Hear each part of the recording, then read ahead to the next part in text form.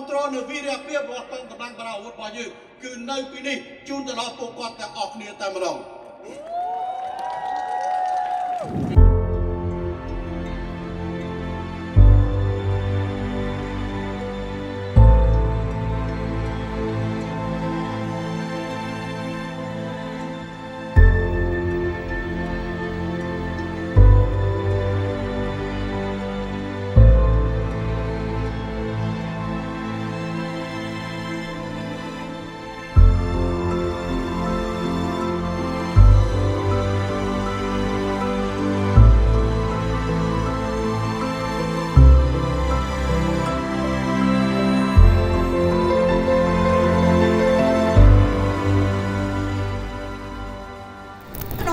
អ្វីដែលបងប្អូនទាំងអស់គ្នាមកទីនេះគឺដោយសារតែយើងមានឈាមជ័រជាខ្មែរហើយយើងចង់បង្ហាញទៅកាន់ពិភពលោកថាប្រទេសកម្ពុជារបស់យើងគឺត្រូវការបំផុតគឺសន្តិភាពសម្រាប់ប្រទេសកម្ពុជារបស់យើងហើយអ្វីដែលយើងចូលរួមនៅទីនេះគឺការបង្ហាញនៃការគ្រប់គ្រងដល់រាជរដ្ឋាភិបាលកម្ពុជារបស់យើងពិសេសគឺជាកម្លាំងចិត្តប្រកបដោយធម៌ពលជូនដល់បងកងកម្លាំងជួរមុខដែលកំពុងតែការពារព្រំដែនការពារជាតិការពារទឹកដីការពារប្រជាជនកម្ពុជារបស់យើង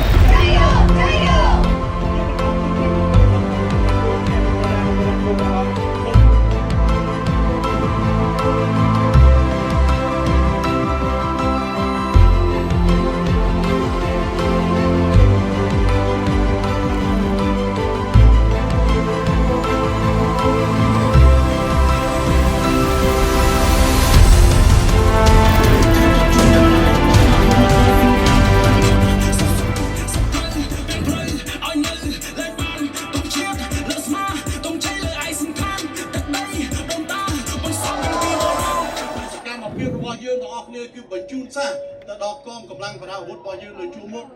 ថាទោះបីពួកគាត់នៅទីនោះក្តី